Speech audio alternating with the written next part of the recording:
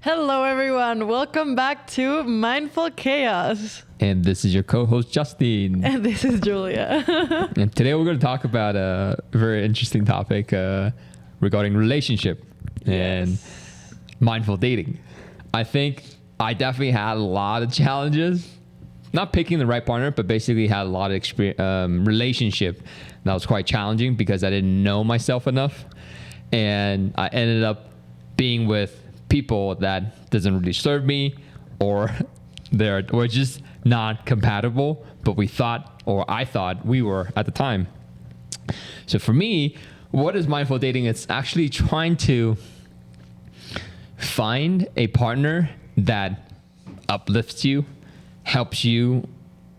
Again, I can only speak as a man, right? So it's kind of like, how can I be with a partner that helps me go where I want to be, but not hindering or kind of be okay of where I'm at? Because me personally, I want to keep pushing and be the better version of myself, And in the past, I just was with people that didn't serve that purpose, Okay. So, yeah. Okay, I see. So I have a very different definition of what mindful dating is. Mindful dating for me is having emotional responsibility when it comes to relationships. For yourself, or? Yeah, like you have emotional responsibility for yourself and for the other, because when you have it for yourself, you have it for the other. Okay. Like it's one and the same, as I have explained every single one of these chapters. So emotional responsibility is basically realizing that you are emotionally responsible for yourself. So a lot of the things that you usually lack on another person is because it's lacking on yourself. Like you are lacking it. And we are kind of looking into relationships for us to kind of complete ourselves, and find everything that we don't have within ourselves, when honestly that look for should be about yourself and within you and not on other partners, which is why a lot of relationships don't work. It's because you're looking for something that's external on someone else that will complete you, but at the end it's, it's not their responsibility, it's yours. But I do think that that's probably part of one of the aspects of being mindful dating, though. Not that it's doesn't encompass everything, but for you, it's the majority of. I think that mindful, yes. Okay, we're going back to the definition, right? Yeah. Mindful, so consciously, yes. And dating, so being in a relationship with someone. So mindful dating would be consciously be with someone, right? Okay. So how are you consciously with someone? I think you're consciously with someone by being emotionally responsible. So I do think it's the main thing for me when it comes to mindfully dating. I think it'll be probably funny. Let's share some of our past experiences. Oh boy. Okay. Let's say the good and the bad. Who should we start first? I think, I'll start. Okay. So I was in a relationship for 3 years, my whole childhood. Okay. So I was 13. No, my whole adolescence. I was from 13 till I was 17. Okay. So 4 years. 4 years. Yeah, well, yes, kind of. And so the thing was, I was a baby, of course. I didn't know what dating was. And you were in Mexico? I was in Mexico. And all of a sudden, it was I just completely became dependent on this person. We were codependent on ways that I needed to. At 13? At 13, yes, because what did your parents I had say? a very mature relationship back then. I had a really mature relationship. What is the age? I think you got to get the listener a bit more context. So you were 13 to 17. How old was this partner?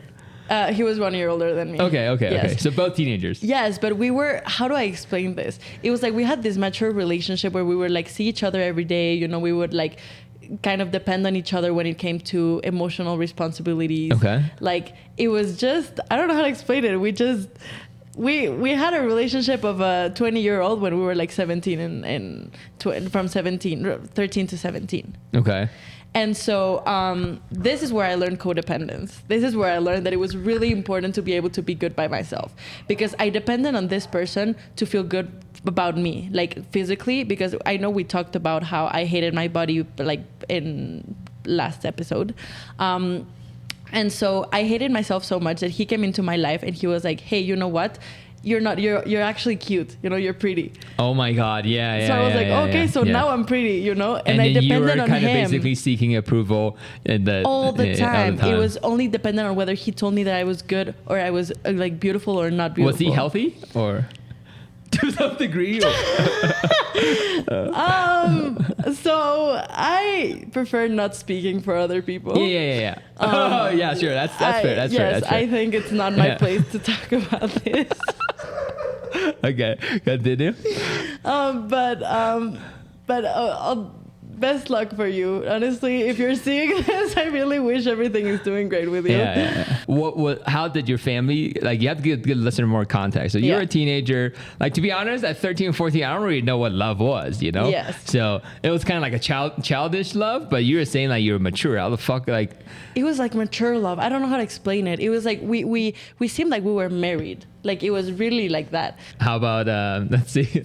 Where should I start? I don't know where to start from my side. Okay, but so actually back to the story that you're sharing. And, okay. So what was the takeaway? Okay, what I learned from the relationship. This is really important. Yeah. What was the challenge? Because it sounds like that you're saying you didn't know much about yourself. You had a lot of negative self-talk and body image, all that stuff. And you were basically seeking approval from this one person that said, hey, actually, you're not bad. You're cute. You're like, oh my God. I'm cute. Yeah. And then? Okay, so then when we broke up, the main things I got take away from my relationship. Well, you had to share the listener, like, what was a breakup? Like, what facilitated the breakup? Because if you guys already so mature. I think love just ended, honestly. Okay. Like, we were sick of each other. Or? It was 3 years together. It was like way too much. We spent 24/7 together. All of a sudden, it was like he didn't have the same feelings for me. I did. I was the one who had still feelings, but we were just fighting too much. So it was like, you know what, we're breaking up. So we broke up like 5 times, of course. It wasn't one. It was 5 times. Yeah. But you're a kid, yeah. Huh? You're a kid. I was a kid, of course. Yeah.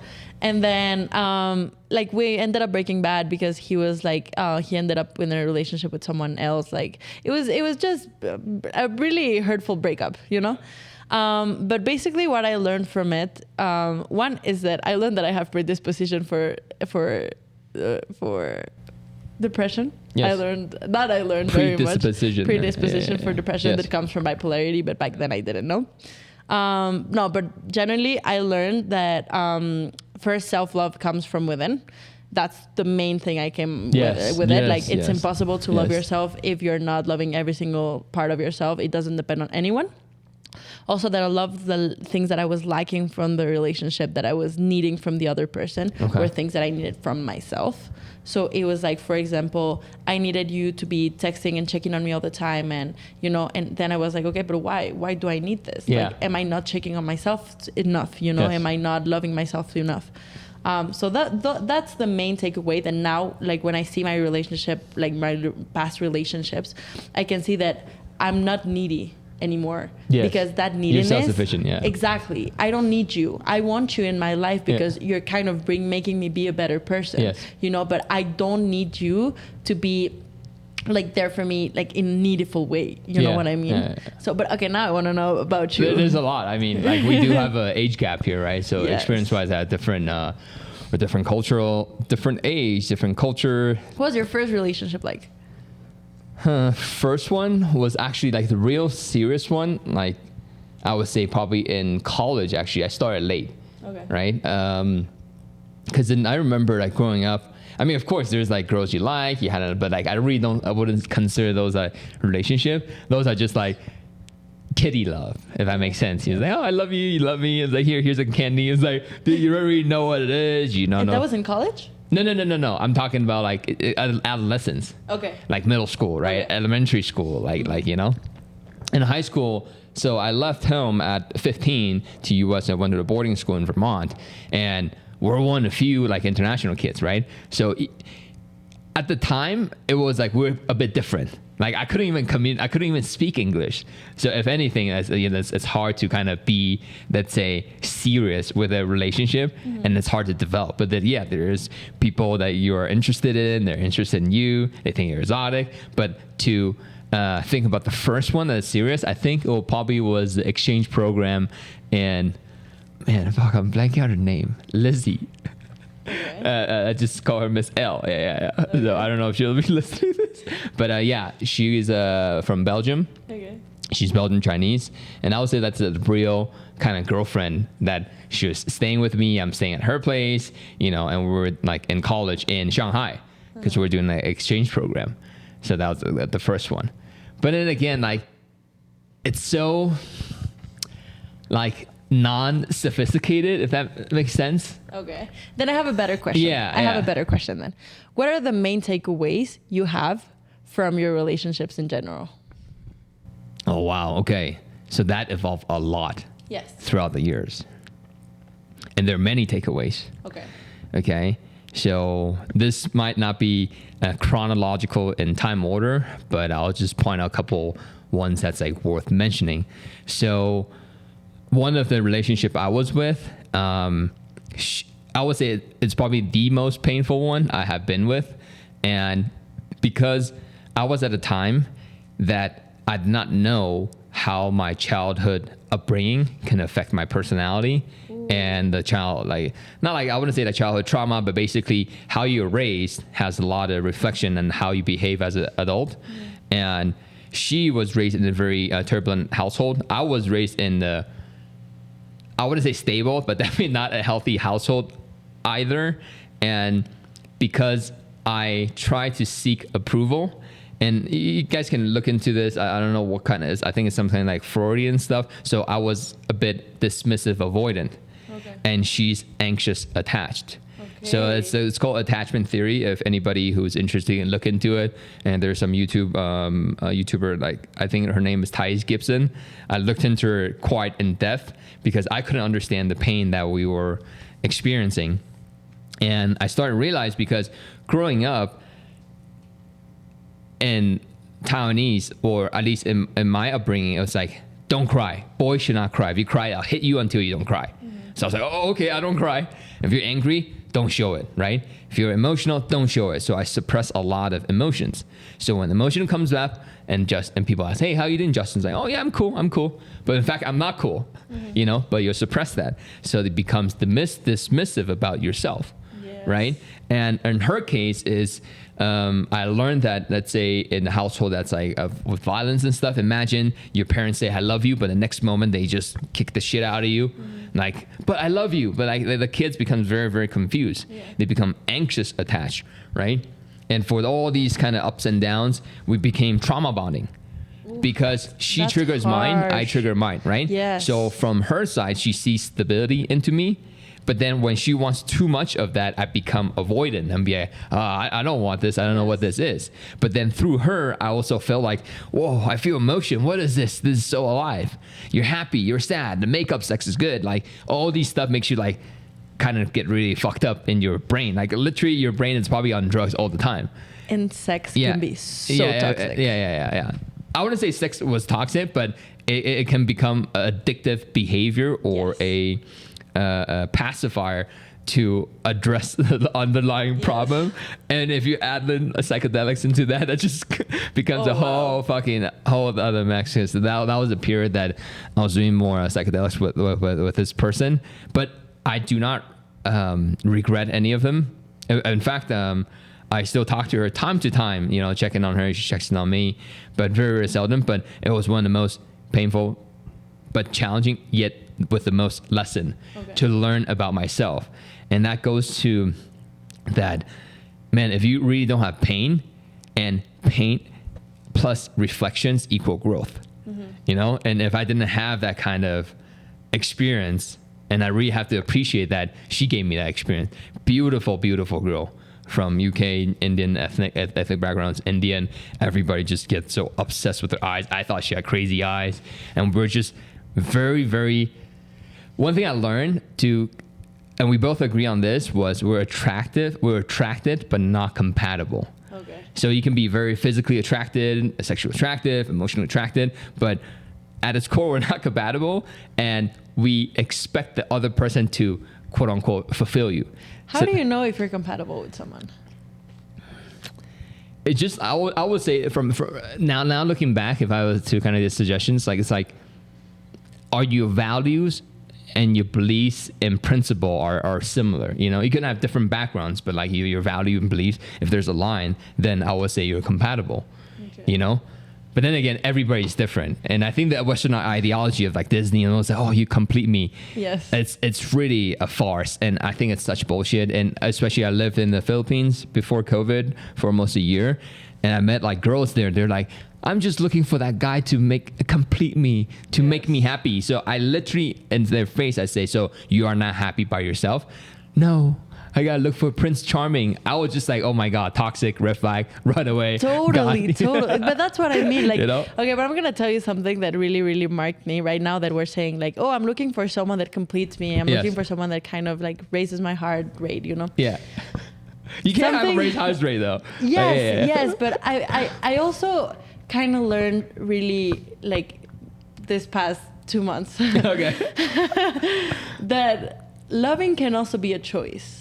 Okay. Like loving can also be to actually like find that someone where you have like attraction, right? Where you can feel that there's something, but even though it doesn't like completely feel like romantic love, you know, where you're like so in love since the first day and whatever, you're just there. You're choosing that person every single day of your life, and I think that's something that's gonna make, it's more conscious. for example, It's like a conscious marriage love. last, right? Yeah. Because a marriage, the love ends at some point. Yes. You know, but then you start like building that love again. So it's about building and about choosing every single day to be with someone, and choosing every single day to be conscious of a relationship. And another thing I wanted to say is that one of the things that's like really important when it comes to relationships, it's understanding that the other person will always be the biggest reflection of yourself. Totally. Biggest one. Like if you want to see some extent yourself, though, to some extent, meaning like, because they're also their own individual. Of course, your internal state reflects on that, but also attracts that. But then again, it's not like, because that person also comes in with their own baggage, stories, and positive stuff as well. Yeah. But you're vibing on the same frequency. You know, that's why you attract each other. Yes. And that's why this person comes into your life. Okay. So what is this person trying to teach you? Every single person that comes to your life is a lesson. Every single one. Like, even though that one person you hated the most, the one person that hurt you like crazy, she came to teach you something about yourself. And that's part of like being emotionally responsible, which means part of like being of dating consciously, which is understanding that loving is a choice, and also like what I'm about to explain right now, which is that you need to like understand that if there's something bothering you from the other person, there's always something that's bothering you from yourself. And that, give like, an example. It's okay. For example, you and I are fighting, right? You and I are in a relationship, and we're fighting because you don't text me enough. Okay? You don't text me enough. So it's your problem. And I'm like, this is you because you don't text me enough, and I need you to text me enough. I don't check in on you. You don't care. I don't care enough. Exactly. But then I'm like, okay, but why do I need so much attention, right? Like, what is this problem trying to say about me? Yeah. You know what I mean? I know what you mean, because recently I ran into one that they explicitly said that, hey, you don't check in enough on me, and you don't care. I was like, actually, just talk, like, because we're talking, like, now we're chatting about where do I stand now, right? It's like, actually, no, I have different ways of showing love and showing care. Me spending time, me allocating my time, resource. Of course, you're spending time with me as well. I'm not saying her time is less valuable, but I have different ways of showing it. And do you want to be with a man that always like just sit around and always checking in? So it's a different type of dynamic, in my opinion, for females and males either. Totally. Okay, I read this. So when I literally said it to her and be like, hey, maybe we have different needs and wants, and it's okay, and we have moved on, you know, peacefully. Yeah. Okay, but that's nice. It's just different tendency. Yes. And I noticed, like, I think probably girls who have those kind of insecurity issues will probably have that. And perhaps like guys, I also met guys that's like, whoa, this girl don't want me to check in to her too much. Am I not enough? Is she doing something funny? So it goes both ways, and not just on the girl side. You know, insecure guys will also be like, hey, how come you don't check on me? Right? Or like, hey, how come you don't want me to check on you? You know?